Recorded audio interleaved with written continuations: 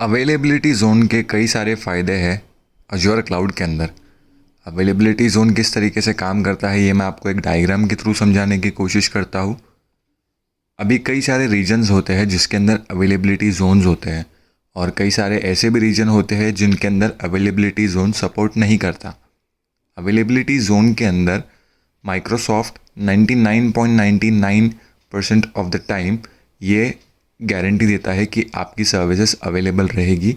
और 0.01% ऐसा चांस रहता है कि शायद आपकी सर्विस डाउन हो सकती है। लेकिन ये आइडियल केस सिनेरियो में कभी होता नहीं है और अगर आप अवेलेबिलिटी ज़ोन का ऑप्शन सेलेक्ट करते हो तो इसके चांसेस और भी कम हो जाते हैं। अभी अवेलेबिलिटी ज़ोन को का एग्जांपल लेके हम चले तो हमारे डायग्राम के हिसाब से हम एक डेटा सेंटर क्रिएट करते हैं सेंट्रल इंडिया रीजन के अंदर। सेंट्रल इंडिया एक रीजन है जिसके अंदर आपके डेटा सेंटर्स क्रिएट रहेंगे, मतलब सेंट्रल इंडिया को हम इंडिया ही कंसिडर कर सकते हैं, ठीक है। और सेंट्रल इंडिया के अंदर हम ये मान के चलते हैं कि एक महाराष्ट्र स्टेट के अंदर हमारे डेटा सेंटर्स रखे हुए हैं, क्योंकि माइक्रोसॉफ्ट रीजन डिस्क्लोज करता है लेकिन उस रीजन के अंदर कौन से स्पेसिफिक लोकेशन में डेटा सेंटर्स बने हुए हैं माइक्रोसॉफ्ट के, ये सिक्योरिटी रीजंस की वजह से माइक्रोसॉफ्ट जो डिस्क्लोज नहीं करता है ये सारी इन्फॉर्मेशन। अभी सेंट्रल इंडिया के अंदर हमारा रीजन है सेंट्रल इंडिया और उसके अंदर हमारे डेटा सेंटर्स रखे हुए हैं। अभी डेटा सेंटर्स रखे हुए हैं तो वो कहीं पे भी रखे हो सकते हैं। एक स्टेट के अंदर एक डेटा सेंटर, दूसरे स्टेट के अंदर दूसरा डेटा सेंटर, या फिर एक ही स्टेट के अंदर अलग अलग सिटीज़ में एक एक डेटा सेंटर्स रखे हो सकते हैं। तो हमारे केस में हम ये पकड़ के चलेंगे कि सेंट्रल इंडिया के अंदर मान लीजिए कि महाराष्ट्र के अंदर माइक्रोसॉफ्ट के डेटा सेंटर्स हैं और वो या तो कोई अलग अलग सिटीज़ में भी हो सकते हैं एक एक डेटा सेंटर, या फिर महाराष्ट्र के अंदर कोई एक सिटी के अंदर ही सारे डेटा सेंटर्स हो सकते हैं। महाराष्ट्र के अंदर अगर हम पकड़ ले एक सिटी तो मुंबई के अंदर सारे डेटा सेंटर्स हम पकड़ लेते हैं कि महाराष्ट्र के सेंट्रल इंडिया रीजन में, महाराष्ट्र स्टेट में, मुंबई सिटी में माइक्रोसॉफ्ट के सारे डेटा सेंटर्स रखे हुए हैं। अभी अवेलेबिलिटी जोन का कंसेप्ट किस तरीके से काम करता है इन डेटा सेंटर्स के बेसिस पे, तो हमारे डेटा सेंटर मतलब हमारे सेंट्रल इंडिया रीजन के अंदर डेटा सेंटर्स के 6 बिल्डिंग्स हैं। 6 बिल्डिंग्स ऐसे हैं जिसके अंदर सर्वर्स रखे हुए हैं रैक्स के अंदर, और हम ये 6 बिल्डिंग्स कुछ इस तरीके से बनाएंगे कि वो दो दो के पेयर्स में होंगे, मतलब दो दो के कॉम्बिनेशन में,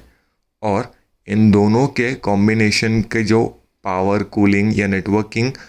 सप्लाई रहेगा या सोर्स रहेगा वो सबका अपना अपना इंडिपेंडेंट रहेगा। इंडिपेंडेंट मतलब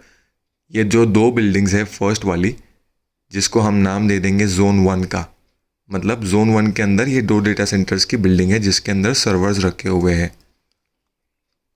ये जो सेकंड 2 बिल्डिंग है उसको नाम दे देंगे हम जोन 2,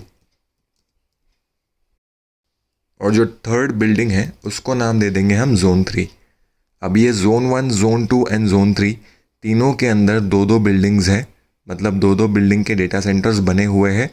और उन सब का अपना अपना individual cooling, individual net electricity, individual networking, ये सारे हार्डवेयर अपने इंडिविजुअल लेवल पे ही रखे हुए हैं।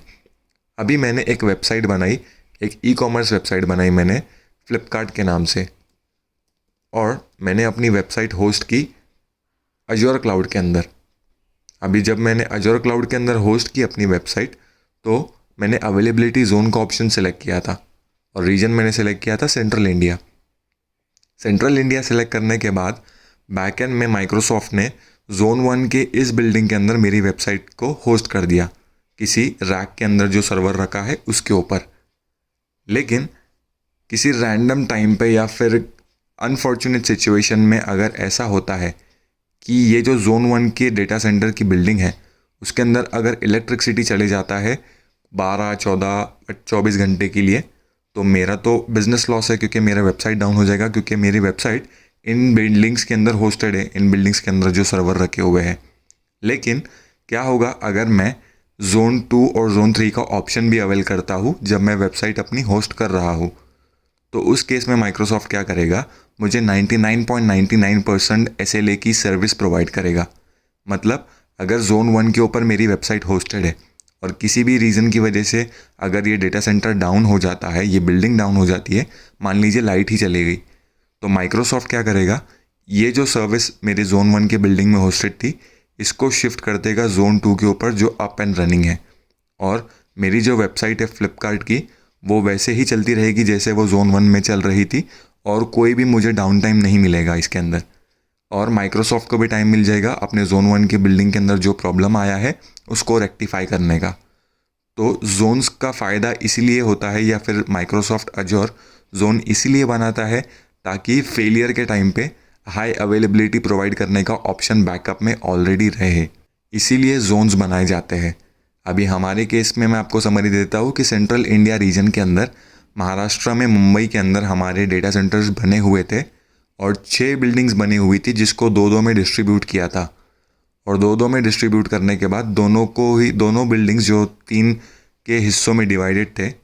उनको इंडिपेंडेंट कूलिंग एंड पावर से सप्लाई दिया था, जिसकी वजह से अगर एक से एक बिल्डिंग की इलेक्ट्रिसिटी भी चली जाती है तो बचे हुए जो 2 जोन हैं जिसके अंदर जो अलग अलग डेटा सेंटर की बिल्डिंग है उसको इम्पैक्ट नहीं होगा, क्योंकि उनका जो सोर्स है इलेक्ट्रिसिटी का वो अलग है, तो उसका इम्पैक्ट इससे नहीं होगा। लेकिन अगर सबका सोर्स एक ही होता तो पूरे 6 की 6 बिल्डिंग्स मेरे डाउन हो जाते, और मेरी वेबसाइट भी ऐसे भी डाउन हो जाती और मुझे भी बिजनेस इम्पैक्ट होता। तो इसके लिए माइक्रोसॉफ्ट ये इंश्योर करता है कि जोन अवेलेबल रहे हर रीजन के डेटा सेंटर के अंदर, लेकिन कुछ कुछ रीजन ऐसे हैं जिसके अंदर अवेलेबिलिटी जोन की फंक्शनैलिटी अवेलेबल नहीं होती है। तो आपको वो पोर्टल के ऊपर ही चेक करना पड़ेगा कि कितने अवेलेबिलिटी जोन्स अवेलेबल है कौन से रीजन में और कौन से रीजन में नहीं है। और माइक्रोसॉफ्ट के पोर्टल पे जब आप कोई वर्चुअल मशीन बनाते हो या कोई सर्विस बनाते हो, मोस्टली वर्चुअल मशीन के केस में ही होता है, आपको अवेलेबिलिटी जोन सिलेक्ट करने का ऑप्शन दिया जाता है। जब आप ऑप्शन सिलेक्ट करते हो तो आपको 3 ऑप्शन दिखते हैं, जोन 1, जोन 2 एंड जोन 3। तो वो आपके ऊपर डिपेंड रहता है कि आपको कितने जोन सिलेक्ट करने हैं, जोन 1 सिलेक्ट करना है, जोन 2 या जोन 3। अगर आप 3 सिलेक्ट करते हो तो आपको 99.99% ऑफ द टाइम आपके सर्विसेज अवेलेबल ही मिलेगी, और जोन जिस तरीके से आप सिलेक्ट करोगे उसके हिसाब से ही आपको चार्जेस मिलेंगे, या मतलब चार्ज लगेंगे आपके सर्विसेज के लिए, कॉस्टिंग आपको उतनी ही आएगी। तो उम्मीद करता हूँ आपको ये वीडियो समझ आया होगा। अगर आपको कुछ डाउट है इस टॉपिक के रिलेटेड तो आप कमेंट सेक्शन में भी अपना डाउट मेंशन कर सकते हो, मैं वहाँ पे आपको रिप्लाई देने की कोशिश करूँगा। Thank you very much.